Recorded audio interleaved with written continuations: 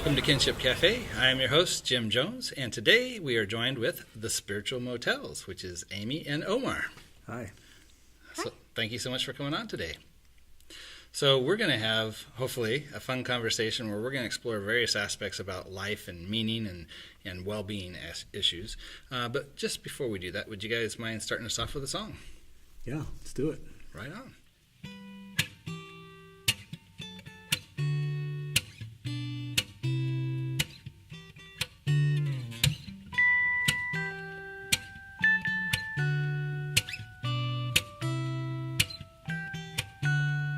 Sunrise, clean slate, empty moments, inner state, a higher self, a better way, still feels in reach. The moon, the tide, the brain, the mind, the righteous path, the steepest climb with all of us, just grains of sand seeking a beach. I feel hope. And I see fields of light up ahead, for if this road leads to our suffering, then we're already home. So somewhere Sunday during sundown in a ghost town with your arms held out from the rain clouds, so dark and proud that you start to pour. Your consciousness, your ego's mess, your fears, your love, your lust, your stress, flood it all to the nothingness until you're sure that there's more and have hope. See those fields of light, wide and spread, for if this road to our suffering, then we're already home. So when the steam from the street in the rain, from the luminous fiction as it tries to explain that love is a mountainous trail, meant to be conquered and claimed. The dark, the light, the magic, the plain, the teller that translates the ultimate tale, transposes our heartache, pierces the veil to have hope, and keeps those fields of light in our heads. Guys, that was fantastic. Was this an original song? Yes. And what was it called? Turn the Searchlight In. Turn the Searchlight In. Mm-hmm. Interesting. So kind of that whole introspection thing. Yeah. So what's the inspiration on this one? That one came from attending therapy in some ways. And the idea of searching for answers externally when they reside within you, and that sort of aha moment of like, oh, that was obviously the problem, and how didn't I see it? Sort of moment in that way. Yeah. Mm-hmm. That's great. I feel like I've kind of gone through a similar journey recently where I've been looking so much about how can we impact and change things externally, but then realizing there's a lot of internal stuff that really has to happen. Right. And it's been kind of an interesting transition. So it's interesting. Yeah. Yeah, I think, and I don't want to overly state anything because I have no true wisdom that I'm aware of. But from what you're saying, I think, that sort of Eastern philosophy aspect of understanding the self and is sort of, now I'm going to overstate for sure here. That's okay. The way to change the world itself, start with the self and work outward, maybe. I think part of what you can accomplish through music is just by telling your own story. Sometimes other people are able to relate to it. Yeah. So by taking a look at what you're feeling or what you've experienced and actually being brave enough to be honest about those things, you can really reach people or really connect with them if they've shared those experiences or if what you're saying resonates with them in some way. Yeah, right. I think that component, of honesty, like that's what was one of the many beautiful things about music, is that it is so true that you're like, yes. And it's actually what drew me to working with Omar in the first place. My first impression of him when I got to know him as a lyricist and as a songwriter was like, oh, this guy is brave. I had this joke with another friend about how, another friend who's a songwriter, I was like, would you ever, so do you know the Bruce Springsteen song, The River? And there's this lyric in it, then I got Mary pregnant, and man, that was all she wrote, and for my 19th birthday I got a union card and a wedding coat. And I've always thought like that's just the bravest lyric that Springsteen wrote. It's actually about his sister. And to take something about, his own family story and his sister's teen pregnancy and this whole thing and put it in a song, like my joke with my friend was like, you're never going to be brave enough to get Mary pregnant in a song. And so when I first started working with Omar, I was like this guy would get Mary pregnant in a song. he would do it. So, it's just really hard to do, because when you say certain things in music, you can also sort of traumatize the people who are close to you, who know what you're talking about. And that's a very difficult place. It got weird when I told my wife that you said I can get Mary pregnant in a song. She's like, what is going on? Complications already. Yeah, right. Yeah. Wow. Well, I imagine there's something where you're wrestling with those questions of life that you feel like you need to get out, but you need to be sensitive to how it's going to impact other people. Yeah. So I never really thought about how you have to wrestle with those things when you're doing music, but I imagine that makes a lot of sense. Yeah. I think you write some songs and you think this song is going to resonate with people, or it's accessible, and then you write some songs that are like, I don't know if anyone is going to make any sense of this. But it's true for me anyway. And then there's the aspect that you're saying, like, where's the line between the ones I share and the ones that you hoard away in your giant song pile, So Yeah. So what about influences? I know when I heard you guys playing the other day, I mentioned that it reminded me of the Weepies. Yeah. Is that an intentional thing? Is that an influence for you guys? Yes. I found it to be very observant of you that you could make that connection. We have this playlist, so we're working on an album right now. Oh. And we have this playlist of album references, and there's a Weepy song on it. Mm-hmm. I think it's The World Spins Madly On. It might be Somebody Loved, but I've loved the Weepies for a long time, and I've always loved the idea. I just love male-female duos in general. Yeah. The Swell Season is another one. If you're familiar with them, Glenn Hansard and Martina Erglova.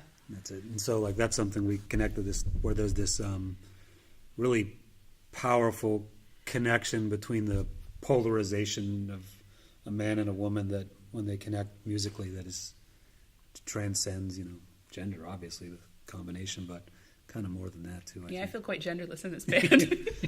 We have no gender identity in this band. I feel like I'm more genderless in this moment. Yeah. I don't know who I am, and that's good. So I guess Mary's not going to get pregnant. Yeah, sorry, Mary's Mary. Going to live a long, lonely life. Not this time. Not tonight, Mary. Not tonight. That's fine.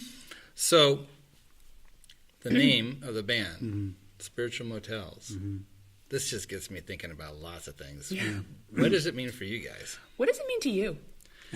The thing that, as I was kind of reflecting on this, because initially I'm like, well, that's an odd name, and then I started thinking, because it's, with my background, in some sense, a pastor, but also very involved in very free thinking in terms of things religious and spiritual.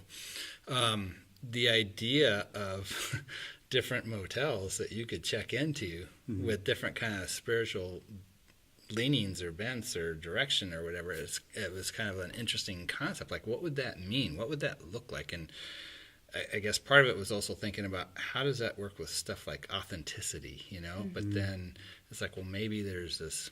I had this one mentor that told me one time, he's like, you milk from a lot of cows, but you turn your own butter in terms of like pulling from different sources, right? And so maybe that's kind of an idea with it, but that's just kind of where my mind went. I love how much you thought about that. Yeah. It was like, I don't know if anyone else besides us, ever thought about like the name of it to that level, and that's a beautiful example that you gave. I think we've talked about it a lot, and when this title came from one of our songs, like I was writing, and they came across like, burn my whole existence in this spiritual motel, and then I was just like, I'm like, Amy, like, what about, this? And she's like, yes. And we had that moment of like, we found something. But I think that there's part of the why that we like it, I think, is that it's really open to many different interpretations. But one kind of thing that I think about with it, David Byrne from the Talking Heads, It's this old interview in the Stop Making Sense live movie that they did. It's so amazing. And he's like, people write about love and the meaning of life, and it's too big. I like to write about small things, like a toaster. And like, And then when I think about the spiritual motels, I think it's like that combination of like love and the meaning of life and toasters. Like in the middle of that somewhere is where like I think our songs kind of rest. Yeah. And sorry. I connected with it immediately. So it was, it's a lyric in one of our songs, and the song Serotonin that we'll play for you next. And so when I heard it in the song, I was like, oh yes. And then, the idea of having it as a band name just resonated with me so much, because to me, music is the closest thing that I have to a spiritual exercise. Like playing and performing music is that for me. I just as a person have just a really high anxiety level, and I'm sort of always worrying, and I just sort of have this huge amount of mental energy that needs to go somewhere. Yeah. And I feel like the time that I'm the most at peace, or the closest to doing what others would call, praying or meditating, a ritual. Is when I'm performing music. Because it's the only time that I literally do not have the bandwidth to do anything other than be in the moment. Yeah. I can't even think one chord ahead, or else I mess up. And I just know it. I have to be 100% present. Yeah. And so I was in this place so we've only had this band for about a year. And so at the time I was just coming out of a different project and thinking like, this is going to be bad if I am a person without a band. Like, this is a bad situation. And so the idea of having it be the spiritual motels, to me, it sort of resonated with me in this way of, life is kind of a series of spiritual motels. We're sort of moving from one thing that is, sort of the place for us spiritually to the next, whether it's relationships or, different. That temporary state was definitely in my mind when that lyric came. And like you kind of said, too, you can exist in different areas with different spiritual qualities, but that the fact that it's difficult to stay there, like be it the present, if we're saying staying in the present or otherwise, but like recognizing its temporary nature and sort of whether you're accepting that or minimally accepting, ideally celebrating, that the beauty of temporary states. Yeah. Well, I was kind of picking a little bit from Amy's thoughts on that too. It kind of brought to mind this idea of almost like a safe harbor, like the idea of being on the road and being just beat down, and there's a place you can stop. Right. Yeah. And, I like that. Yeah. Your examples are better than ours, I think. Well, Next time someone asks us, I'm going to give them your answer. Now it's documented. So it's interesting to hear what someone else thinks of it, right? Yeah, like if you write a song lyric, it's more interesting to hear what a listener hears in your lyric than to explain what you meant by it, because all you ever really mean by it is what someone else gets from it. Well, there's the famous Zen saying, like, to define is to kill. Yeah. And so, like, I always try to remember that when people ask me questions about our music and things like that. I'm like, don't kill it, dude. We're going to murder it all tonight. Right. Yeah. Slaughter. Let's not have another... no, we'll leave it there. Go on. Yeah, murder, slaughter. Elaborate. Well, that's I like the fact that you guys are wrestling with these things too, because one of the things I worry about is are people considering these deep questions today? Sometimes I get the sense that there's definitely some people, but I wonder. Like for a lot of people, it seems like they're just not interested, or they can't. It doesn't motivate them in any way. Do you come across this at all? Yeah. I think we have so many distractions from, a lot of thinking deeply. I think sometimes just requires getting in touch with what makes you anxious or what makes you uncomfortable. And we have so many distractions from that discomfort, right? Yeah. Like it's so easy just to scroll through something on your phone, or to watch a movie, or to do something else that distracts you from really having those conversations or asking those questions. So I think, we're just really fortunate to have this. I think that all the time. It was my grandfather who taught me how to play the piano when I was 4. And, he died a few years ago, and it's just sort of this like little thank you that I send up to him sometimes. Thank you for giving me this, that I have this place to put it. Yeah. Because so many people, they don't. I think too, like culturally speaking, or just the way that humans have evolved mentally over time, we've drifted away from like like when Aristotle was a teacher, he would teach people to think and to question, and I think I see a little bit of that in some of the way that education has shifted a little bit. I know some people would disagree with me. Gonna get into Common Core? I wasn't going to use that term that you used, but it has a component that's like the depth of knowledge. So like your understanding of something is far beyond, or theoretically, getting to a deeper level. And I really like that aspect of it. There's other aspects that I dislike, and people in the world would injure me for supporting. But I like that critical thinking aspect, and I think it sort of can be fostered and allow people to get to that more philosophical, questioning, deeper understanding of things type of mind frame. I'm sorry, go ahead. Well, yeah, so there's a lyric in one of our songs called Cognitive Kids, which is, there's most of our knowledge in all of our phones, which I thought was just, beautiful when Omar wrote this. And it sort of connects to the way that education, has shifted so much to sort of be like, you can Google anything in an instant. Right. And so the point of education now needs to be to think deeply and to analyze. And not just to memorize. To filter. Or to filter, yeah. The onslaught. But, for so many years, in sort of the last decade or two, we sort of raised this crop of students who were memorizers. So I teach at a law school. Oh. And so I'm teaching, kids who are young adults, sort of 20-somethings. And, who sort of came up in the last generation of public education.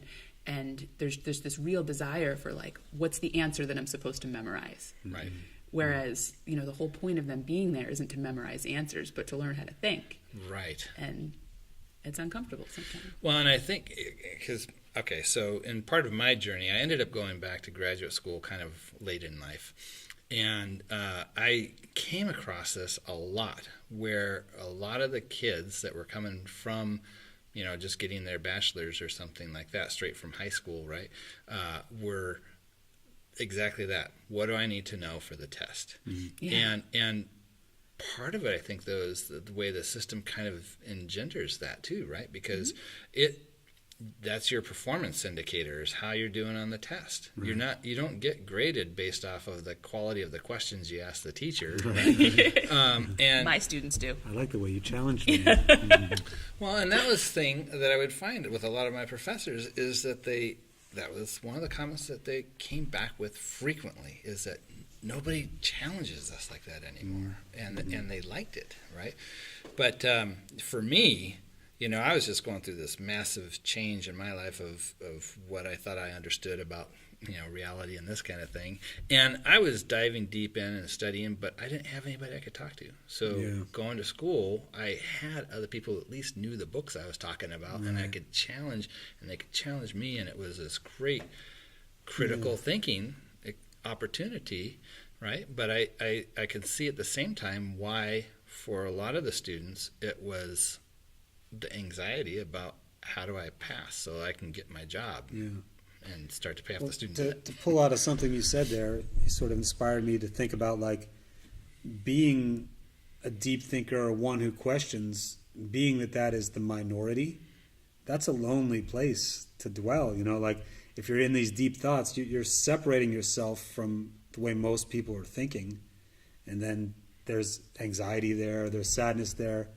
And who the hell wants to stay there for too long? Or like you have to be really like powerful and focused and have something that allows you to dwell in such a imbalanced state of exist. Like if you're always asking, why am I alive? Right. It's like constantly. Right. Like for one, people are gonna be like, it's hard to be married to.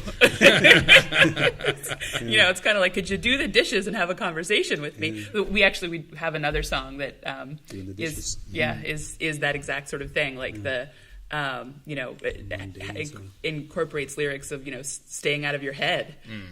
That's a tough place to be, and it's tough to sort of give yourself over to that for a particularly long time, like long enough to make it all rhyme. Like, you got to be in it for a while.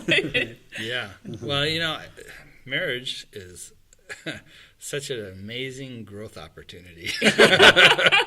You know, I think about It's good. It's a good one. Well, It's a good bumper sticker. my wife and I are, you know, our predispositions are very different. You know, I will think about, you know, the question about death like every day. You know, what does it mean?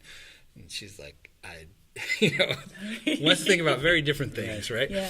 And so for me, as I venture down these different ways of thinking about stuff and exploring things, it always had to come back to, how's this going to work, you know, with me and my wife? You know, how's this going to work with, like, actual day-to-day living kind of things, you know?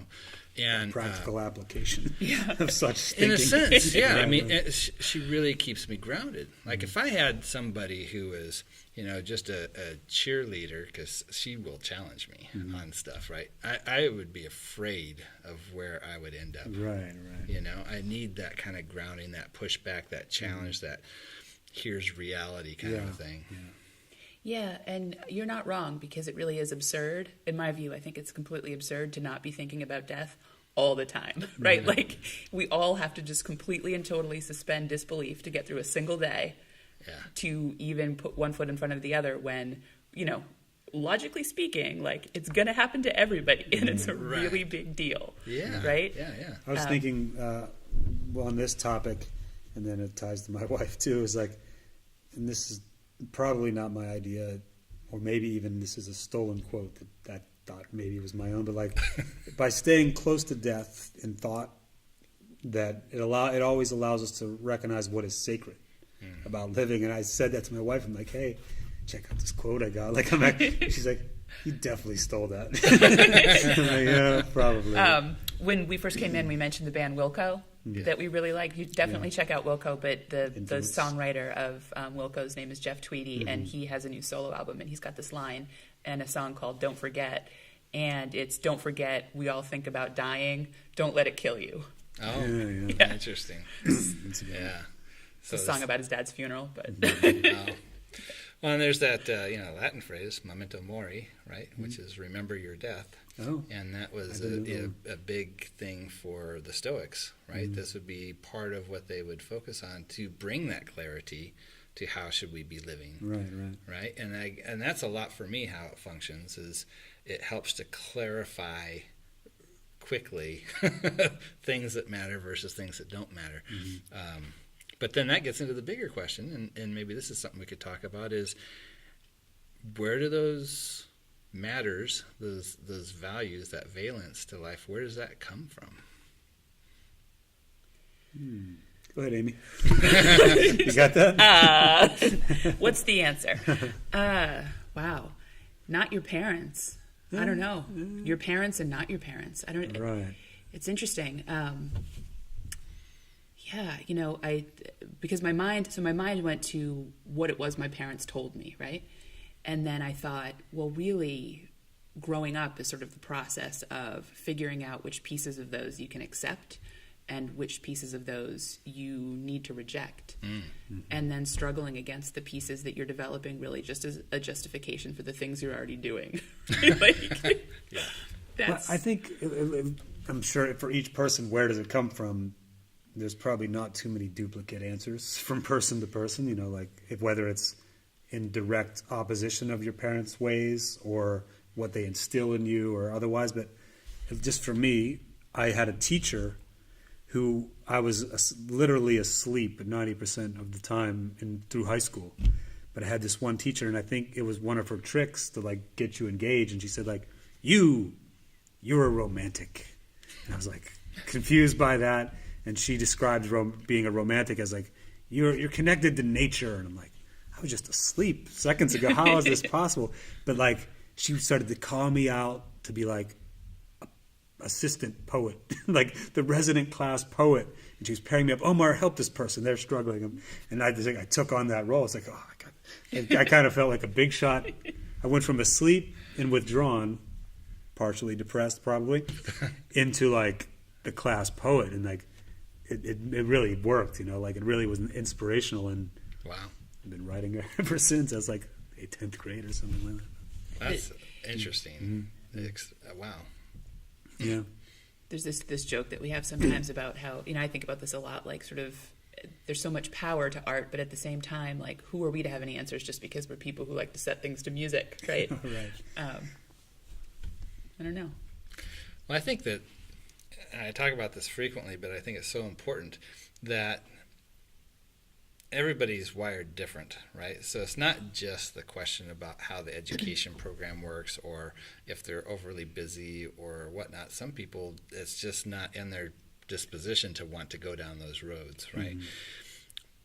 But how I think it gets to them, right? How they engage some of these questions is through non-analytical ways that I think art and music is able to communicate to, right? Completely. At that kind of that gut level that's pre-conscious, maybe even.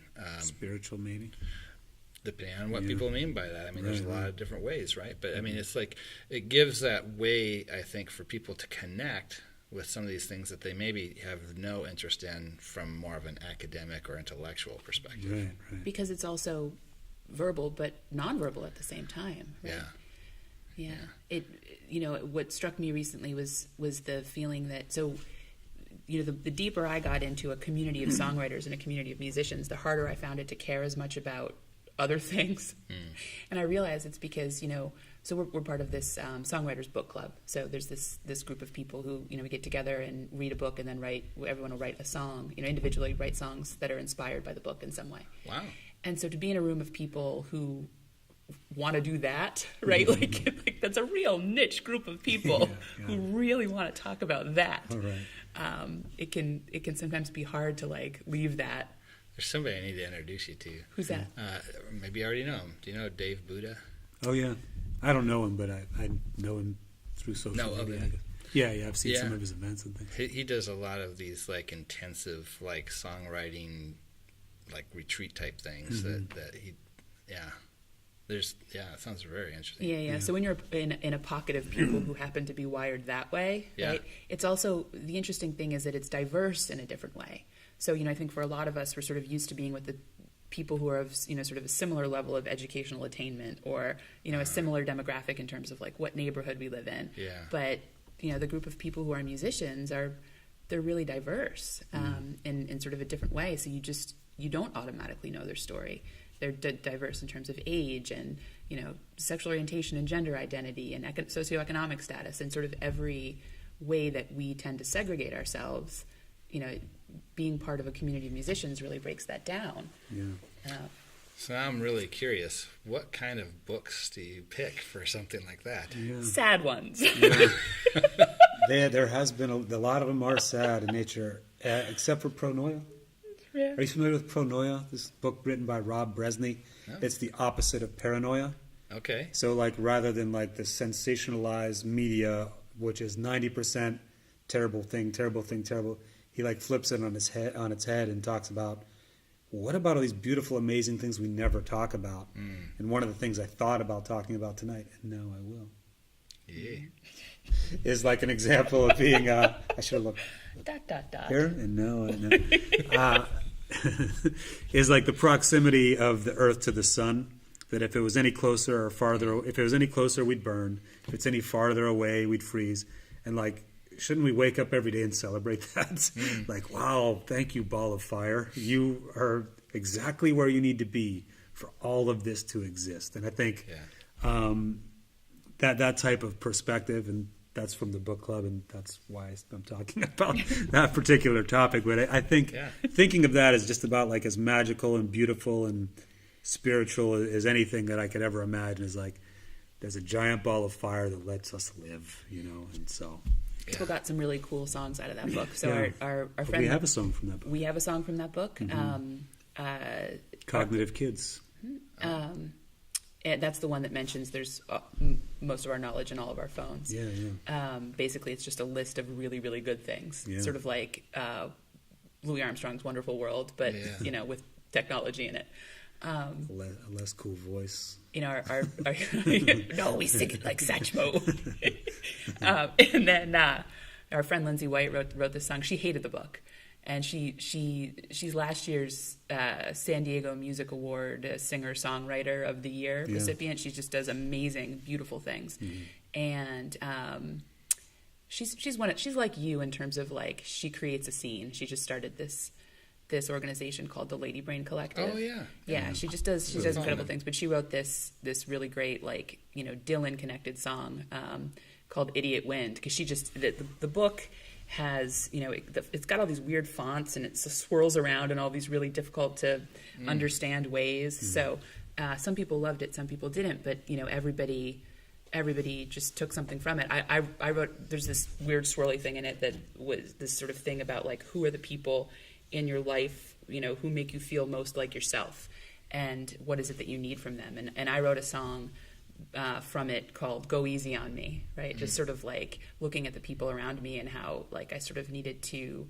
take it down a notch and be kinder and gentler and more compassionate with them, because that's ultimately, you know, all we really want from someone, right? Like we can sort of take things that they're saying and they can like trigger us to become aggressive. And then I wrote that song that said, Amy, go easy on those people in your life, as a response to that. So we did that book, and then, you know, just lots of really horrible, sad things. Yeah, it's a beautiful little group of humans. Yeah, but they're just, and they're a diverse and, you know, a diverse group of people who have all these different perspectives on life, and we can just, you know, sit there once every couple months and play our songs. And interestingly enough, you know, we can play stages that are really big, but it's really hard to perform those very personal songs in this little group of people who are really listening. Mm-hmm. I wanted to just jump back to something you said before, and it happens at the book club all the time, but it's just something you talked about, the intellectualization component without intellectualizing it, and that's what art can achieve, and music can get people to connect and recognize things that you might not be able to do through critical analysis. And I just had this moment with this song that I've been in love with lately. It has a lyric. It's this Australian woman, Aldous Harding. I might be wrong about her name, but she just has this haunting voice and this beautiful nylon string guitar. And the word is just like, the lyric is, look at all the peaches. That's all it says. And like, it just makes me want to like fall over and cry, you know, like, but I mean, looking at peaches is not right. If I intellectualize that is not a sad thing or whatever. And even melodically, it's not like doing some crazy move.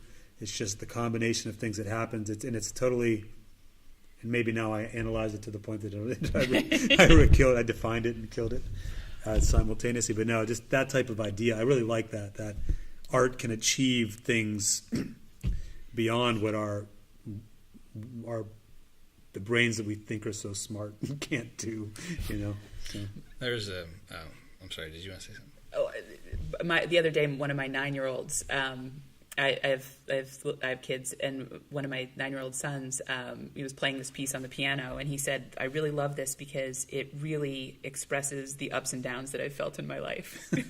So, you know, it's a wordless, he's 9 years old, right? But, you know, just the feeling of the song, he's like, it just lets me express my ups and downs. You know, not a word to it, but, you know, he feels that. Yeah, that's awesome. Well, you know, I was thinking, too, like, when I'll sometimes listen to music from in other languages that I don't know, right? And so it's a similar kind of thing where it can still be very powerful in how it moves you. You have no idea what they're saying, but it's how they're saying it. Yeah. Kind of like the peaches, maybe. Yeah. French music, for some reason, music sang in French, maybe not genre. I don't know. Is there such a thing as a French genre? Yeah. But when music is sang in French, it has some emotional resonance with me. And I only know like 3 words. So yeah, I feel that way about Sebastian from The Little Mermaid when he starts to sing. You know, Ariel. Or anybody in it. Like I was ready for that because my kids, I do that accent with them, and it's a hit with them. There was a time where the only music Omar was sending me was from a Disney. What movie was it? One of those movies that your kids were watching. I can't think now. There's so many. Whatever. It was just a lot of kids. I remember those days.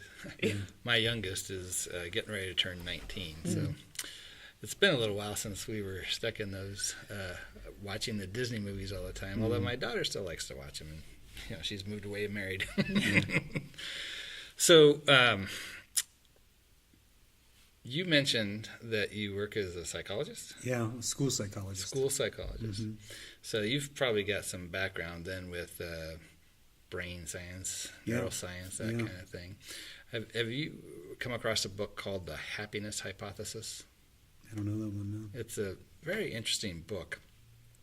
But one of the things he brought up in there that I thought was just a fantastic metaphor for thinking about our brains and how they work is that the conscious part of it, the part where we're doing the analytical and these other things that we were talking about, is relatively recent. When we're thinking about, evolutionary psychology is where some of this is going to go. And it's not as developed as the much larger, more ancient part of the brain that's all about, how we navigate life, right? That we could do at kind of this pre-conscious level. And he brought up an interesting illustration about how, from like a computer science perspective, we can kind of replicate the logic aspect of it, kind of that intellectual side of it, fairly well with the computers, but you try to get a robot to be able to navigate the woods the same way like a 6-year-old child can, right? And it's like no contest. And the point of it, though, was that so much of what happens in our brains is with this pre-conscious part of it, that there's actually like a bunch of different centers. There's no one kind of driver of the brain, but we kind of think there is because we kind of confabulate these stories after the fact to make sense of the stuff that we already did. And so he's like, the way you really want to think about your brain is it's kind of like an elephant, and the conscious part is like a little human riding on top of it. And he's like, as long as the elephant wants to do what you want to do, or it doesn't have anything better to do, everything's fine. But the second you want to do something it doesn't want to, the contest of wills, there's no contest. So the reason I kind of circle back around to that a little bit is when we're talking about communicating at that pre-conscious level, like with art, whether it's visual or auditory or otherwise, that's one of the ways you kind of get in touch with that other part of you. And so much of what we actually think and what we desire is coming from that space where we can't actually verbalize it. There's because it's not words. That's why it's so hard when you actually fall in love with somebody to like explain why. Would you say like unidentified drive? Like what drives us sometimes when we're unaware of what's led us? Is that the term pre-conscious is not something I've thrown around too often. Like I wake up, what's my pre-conscious? Who can really even thinking about that is a paradox within itself. But how else would you describe? I mean, I liked your elephant metaphor, but the pre-conscious. I kind of like the. So, one of the things they bring up as examples that are just fascinating is they'll have the patients where they would sever the corpus callosum because they were suffering from really bad epilepsy and they wanted to try and stop the seizures from taking over the entire brain, right? So you essentially cut the connections between the two sides. And one of the things that was interesting in the studies, they would do these experiments where, the opposite sides of the brain control the other side of the body, right? So right eye, left brain, that kind of thing. And they would show them images where they could only see it with one eye could see two different images, basically. And the left brain handles your language. And so stuff that you saw with your right eye, you could explain and you could tell somebody about. But when they would see pictures with the left eye, they had no way of expressing it, like verbally. They could pick it out from a list of them, but they could also show them messages. Like one of the times they just flashed onto the left eye. It said walk. And the guy gets up and starts walking. And they asked him, well, why did you get up and walk? And he said, because I wanted to get a Coke. He had no idea. He saw it, right? It was communicating to him at a level that was below language level, right? But then what happens is that the conscious part of the brain is always trying to make sense of what's going on. And so it confabulates why we're doing what we're doing. Right. And so there's so much of what we do happens at that level where the conscious part is just catching up and coming up with some kind of way to explain it. I cannot listen to this without thinking that, to me, that's sort of where I conceive of love as existing, right, in that space, and then we just have all this language we put on top of it. I think love is intellectual. Have fun with only that. Only love who you formally analyze and make a decision about. Yeah. But yeah, definitely that gut kind of level interaction is, that drives most things. It's really interesting. I think about that a lot.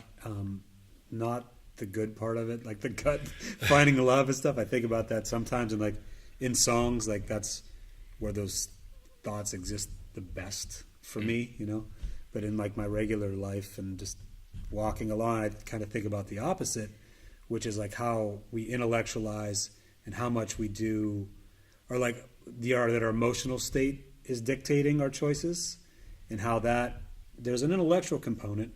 But I'm some maybe in the middle of the gut, the pure, the elephant, maybe, in your example. In between that and our intellectual state is like all the emotional components, if I can place them there. Can I? Hey, go for it.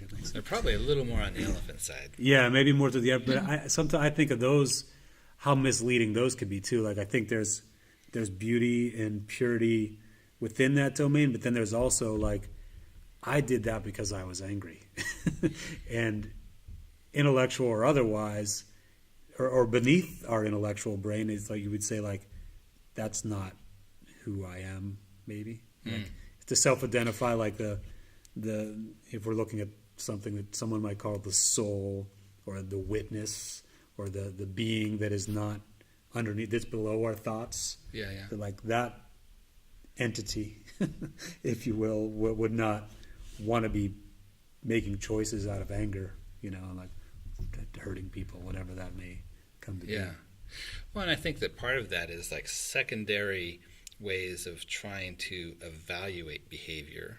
Like if we go back to like thinking of evolutionary psychology, that the process of being able to evaluate why we're doing certain things is part of that new level, right.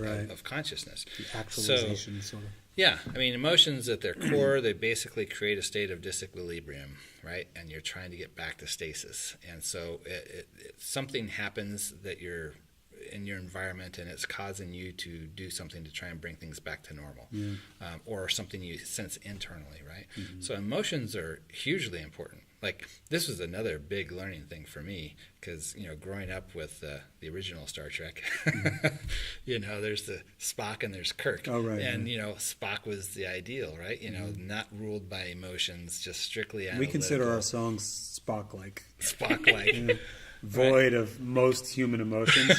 If you dig way in there, you're like, hey, you are partially human.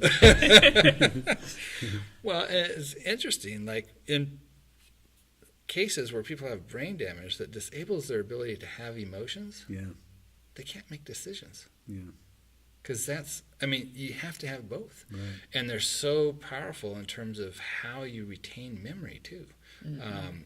So it's this balance, right, of how you have both of them, but also, like, if we're thinking about, like, well-being and transformation and how do we maybe work at trying to create a better self, better world, that we have to understand how to work with the elephant, right? Because if you just do the head-to-head, willpower thing, it doesn't work. And I mean, as somebody who's struggled with diets for a long time, it doesn't work that way. You have to have other ways that you address it. And I think that the more we're starting to understand that now, it's just opening opportunities that are really fascinating. It's a good thing we're recording this.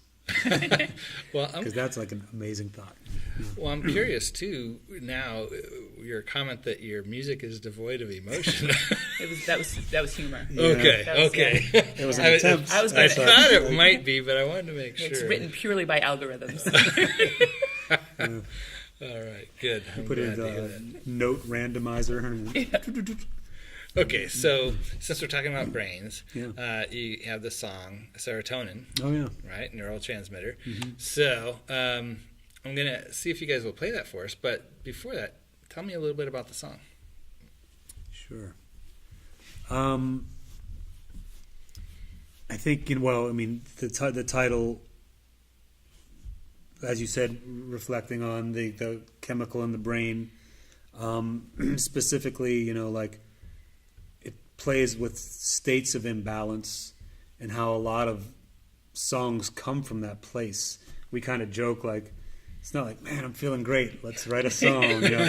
Our music isn't that type of music usually, but I think what does happen is you find yourself, like one of the lyrics is, if the songs are in my darkness, then in darkness I will dwell. Like, I will return to this place that is difficult and challenging. And then it also, it refers to achieve balance, to go through this darkness for the chemical that I need my brain to produce starts producing again. And so a lot of our songs have this element of darkness or psychological distress, trauma, mental health, addiction type components. But then I'd like to think that there's also a twist. Like, it starts there and it has that weight and that heaviness. And then we want it to be like, but don't worry, pal. It doesn't quite get there, but because we figured it out. We figured it out. No, but it does have that element, and I think this song is a lot of what we talked about today. It's very, very relative to these type of concepts that are hard to think sometimes. They're lonely. To dwell in that space it's a heavy place. It's a heavy burden, but I think there's also a lot of beauty in it. Yeah. Well, why don't we hear the song real quick? Let's do it.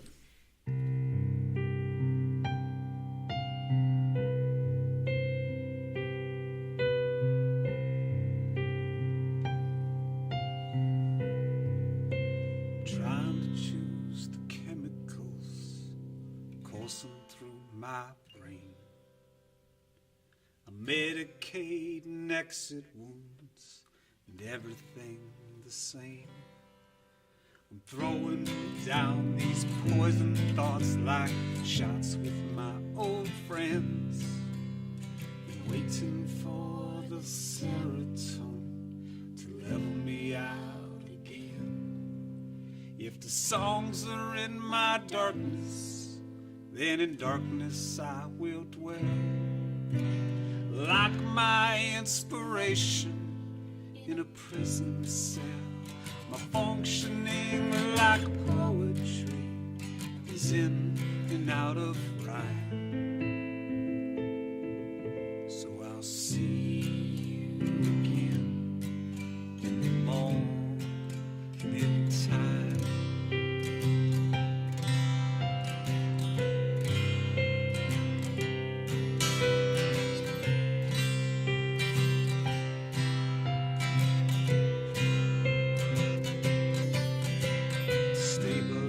My bones, I'm admitting to lies that I always tell myself to make sense of this life.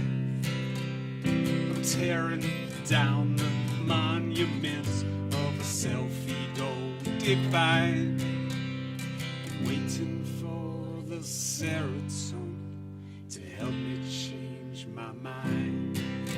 If the answer's in my darkness, then in darkness I will dwell.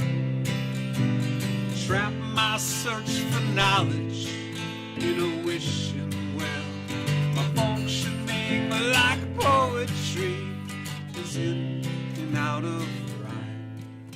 So I'll see you again in the morning in time. Strive to see life's strange design, beautiful and broken, but some lights don't shine on folks who keep asking why. We were set on this foundation. Truth lies in my darkness, then in darkness I will dwell. Burn my whole existence in this spiritual motel. My functioning like poetry is in and out of line. So I'll see you again in the morning time. Yes, I'll see you again in the morning. Wow. Love that song. It pulls together a lot of really, like you said, things that are directly related to the stuff we were just talking about. Thanks. Thank you. And I think you wanted to say something. Well, I mean, related to what we were just talking about. So that's also the song that started the band. Yeah. Oh. So it's the song that has the band's name in it, right? Right. But the band has its origins in that song. So Omar and I were working together in a different. So Omar had this band called the Peripherals for a long time, and I was just doing a couple things in that band, and then there's this app this music collaboration app called BandLab, which is just a great thing for any musician, and it has a social function to it, as a social feature. So you can write something and then you can publish it, and then it's seen by people who follow you on the app. So, I had worked with Omar on a couple of other things in the Peripherals, but the Peripherals were sort of a harder rockin' band. And I'm not really that hard rockin' a person. I know I seem like a really hard rockin' woman, but I'm not so much. And All the viewers are going to be like, what? so, I thought she She's was not a hard rocker. rocking? So I came home from a Peripherals rehearsal, which had been a lot of fun, and I was on BandLab, and I saw that Omar had published this song, Serotonin, and I listened to it, and I was like, I must sing on this, which is a total, I find that to be really presumptuous. Like people's, someone's art is his art. Like you don't put yourself on someone's art without asking, or Yeah. But you did. But I did, because I just loved it so much. I just thought, like, I cannot possibly not sing along to this. Like, Yeah. I will do that. And then it just sort of became really clear, really apparent really quickly. Like, there's a whole project worth of, that kind of thing that we could do. That's something really amazing that has been working with Amy has occurred. I'd have a song and I'd be like, maybe there's something here. And then she'd sing on it, and I'm like, "This song's amazing!" Like it would suddenly become something else. And I've kind of joked around about it a few times with our name, the Spiritual Motels. Like I think of Amy as like the spiritual, and me as the motel. You have this strange and interesting sort of space, And you have bed bugs. and you might leave there in a worse state than you came. But then like the spiritual component, that it's also like there can be beauty there, and like that combination, I like the play of that. Yeah. Yeah. Well, it comes off really nicely. I really enjoy listening to your music. Thanks. Yeah. So do we. We're working on it. Yeah. We're trying to get it to a level that we can tolerate. Yeah. So we've been talking a wide variety of things. Yeah. But if we want to kind of come back around a little bit to one of our core themes at Kinship Cafe, which is this idea of well-being, and we want to think about that like an individual as well as at a community level. Where are some places you think that, there's so much unease right now, I think, when I look around, that it's very difficult for people to communicate with each other, especially if they're coming from different perspectives. And I think a lot of that's ground has shifted so much that people are desperately holding on to the things that give them some kind of context, and that makes it hard to entertain new ideas, or they're threatened by change on both sides of almost any issue. So do you have any thoughts on where we need to go, or what we should be doing to try and get to a space where we might be able to hear each other again? I think, before I make an attempt at that extremely difficult question, I would like to claim that I have very little knowledge of anything at all. and with that statement, I think that's part of it. Is like it's sort of, I think we kind of alluded to it earlier about the way that kids are taught and the way that we were taught and things like that. But like that, we are not as smart as we think kind of belief system. I think like philosophically it would be like skepticism. And like, have you guys familiar with the brain in a vat argument? Yeah. Like, how do we know we're not just a brain in a vat, just being like prodded to have every experience that we have? Right. And that's maybe a little far out to the one side.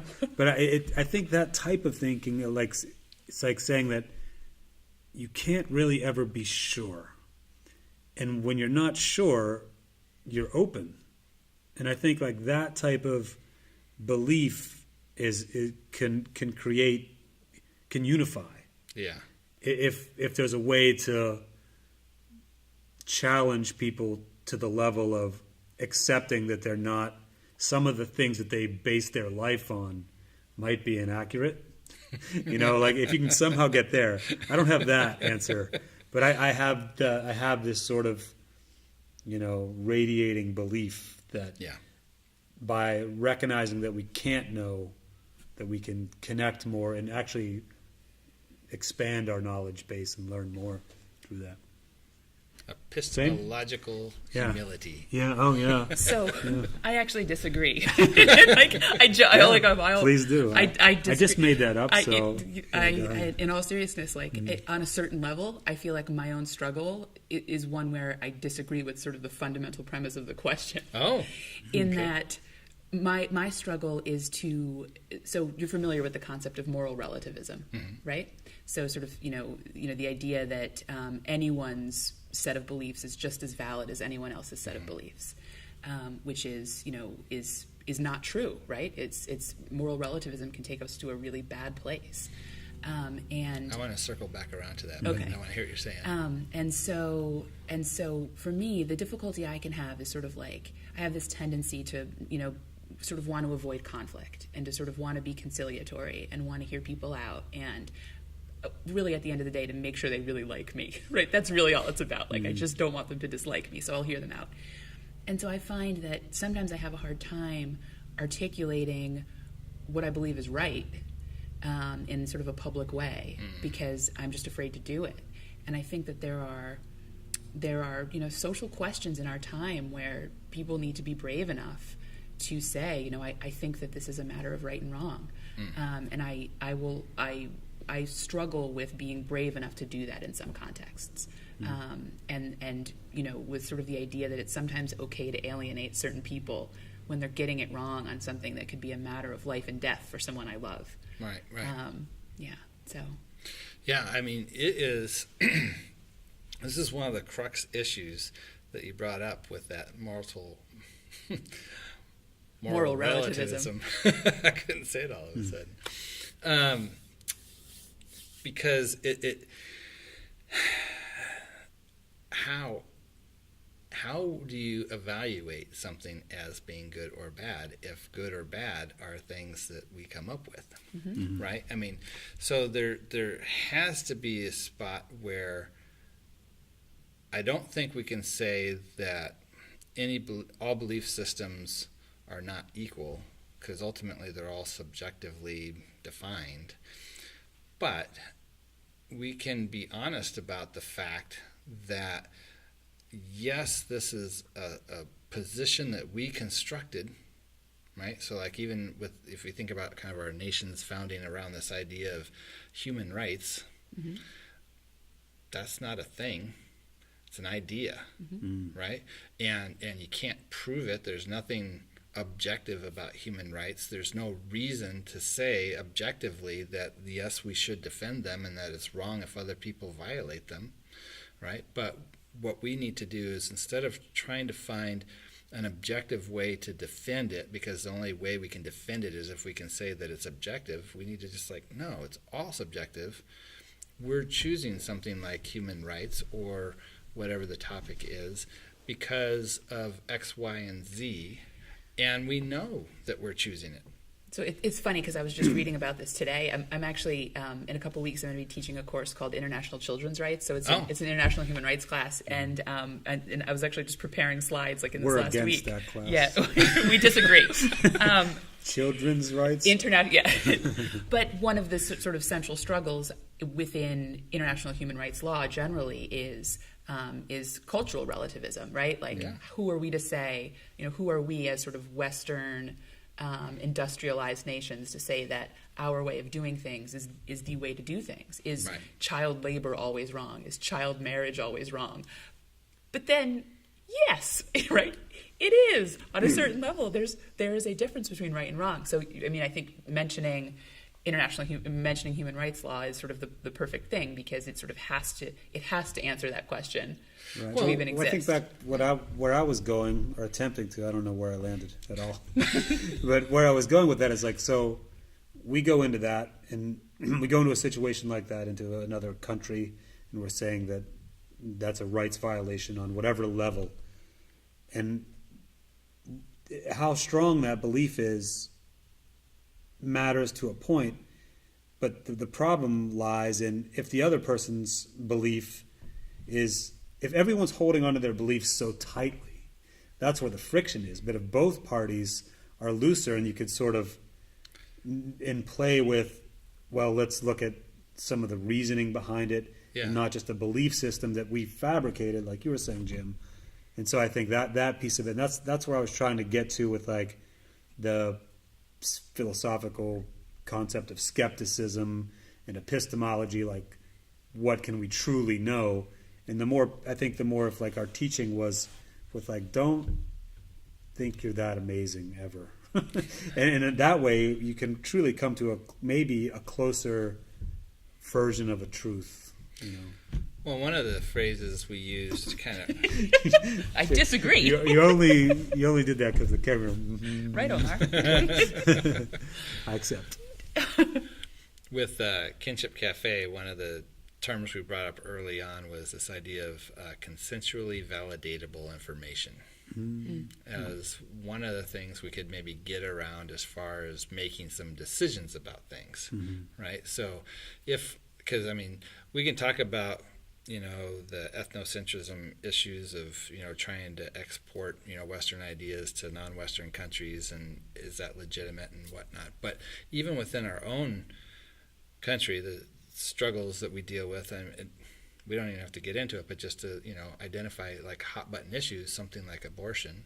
This is an issue where you've got two very polarized positions that are very much got their heels dug in and lines drawn in the sand, right?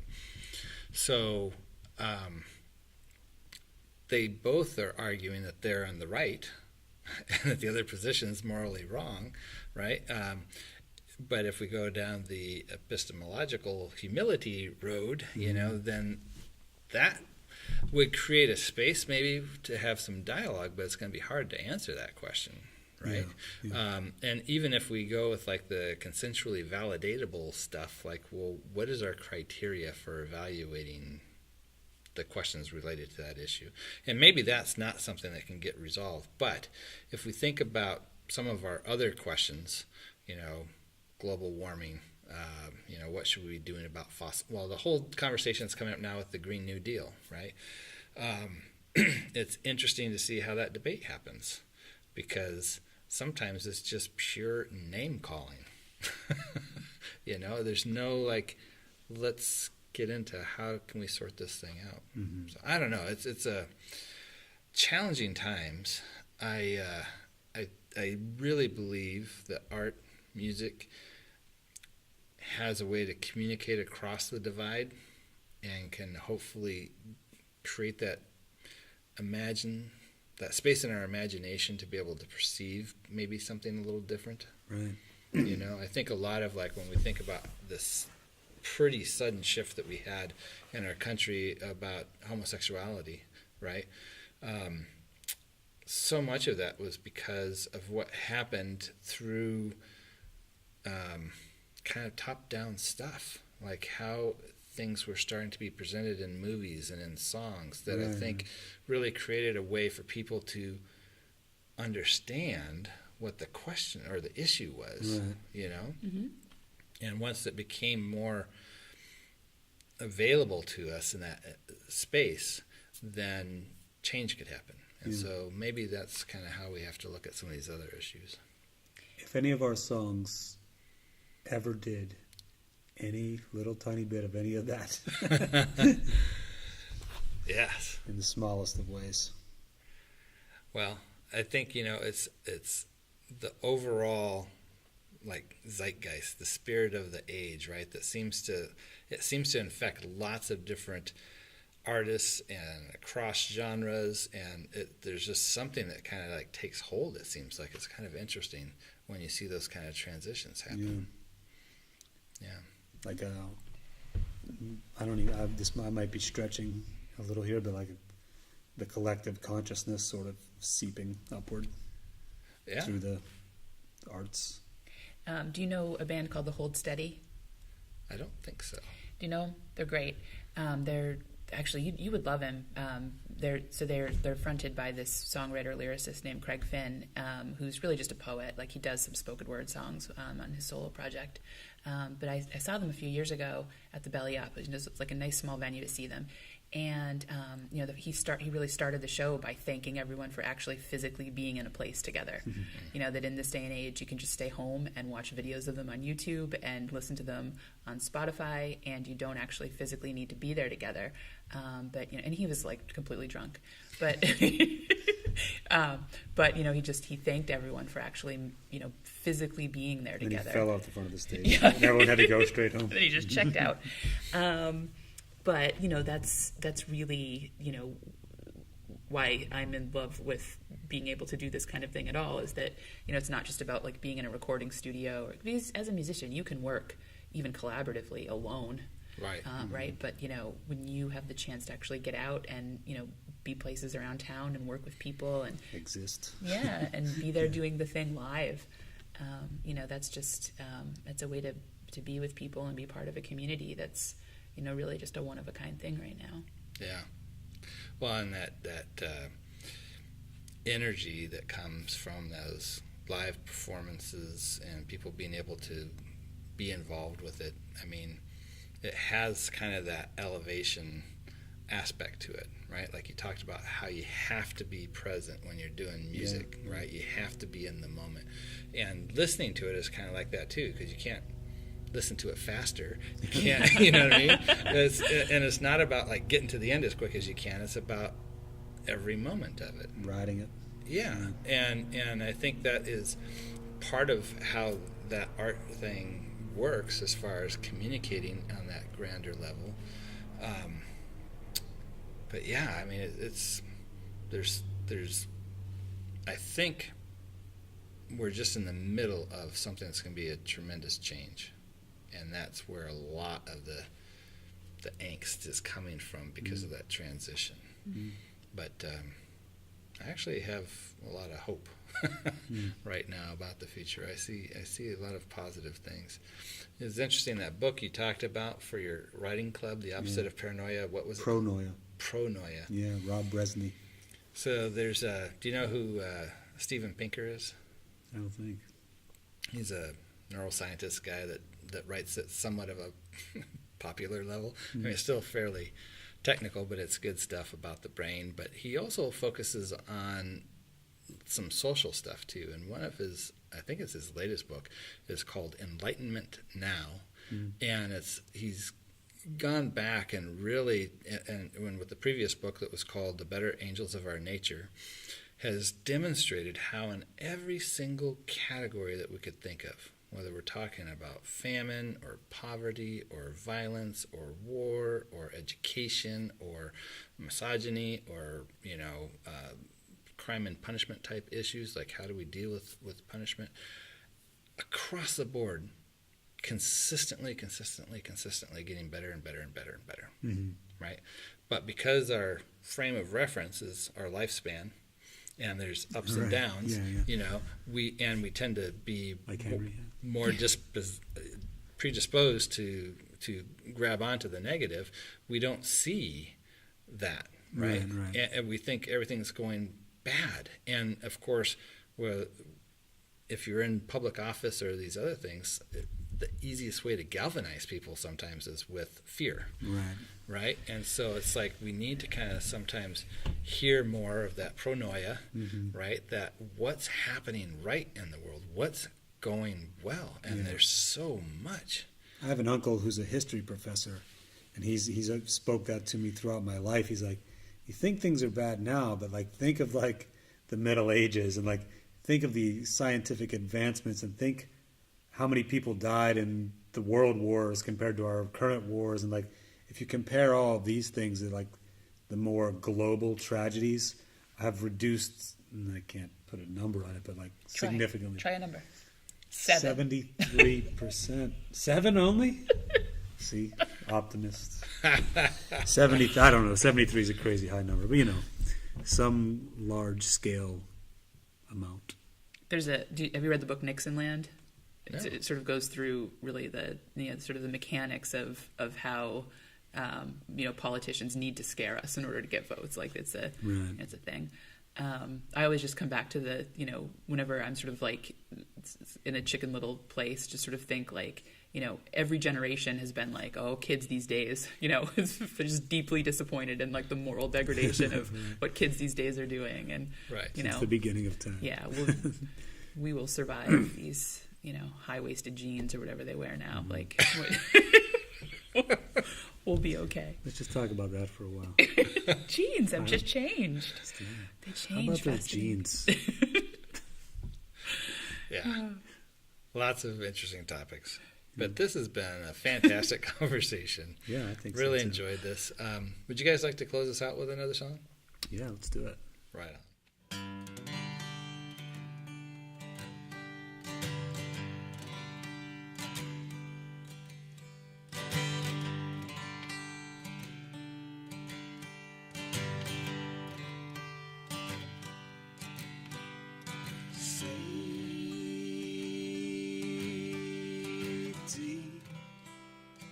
Breaking me to pieces, I can't glue. But maybe it's high time for you to do what's best for you.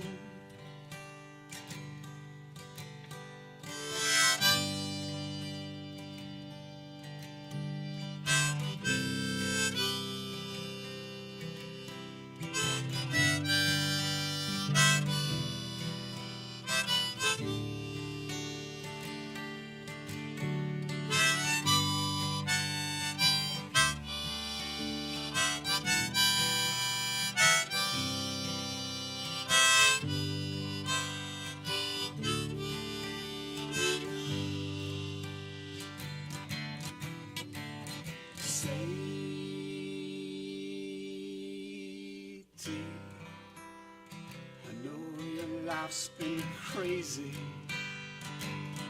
it's split in two. But I've seen how my good intentions to set you free have kept those bars surrounding you. In waiting sunrise, we better get home. Not that my advice is worth the giving when you suddenly know that I'm the one that helped you get here. But I swear I'll keep my head by the phone, just in case your bed won't stop from spinning and you just wanna go to someplace you can't feel, to someplace where you can steal what you already own.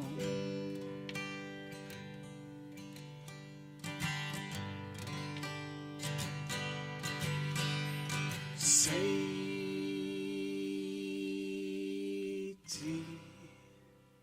I know that life's a maybe that I can't prove, but no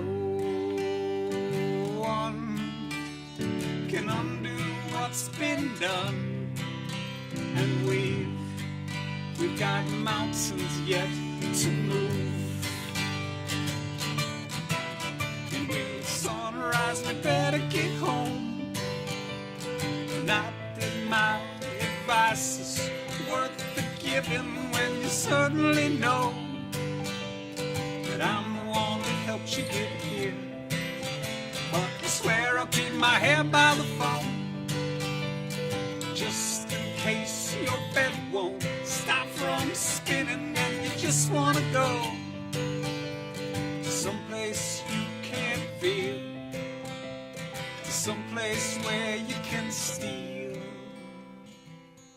what you already own.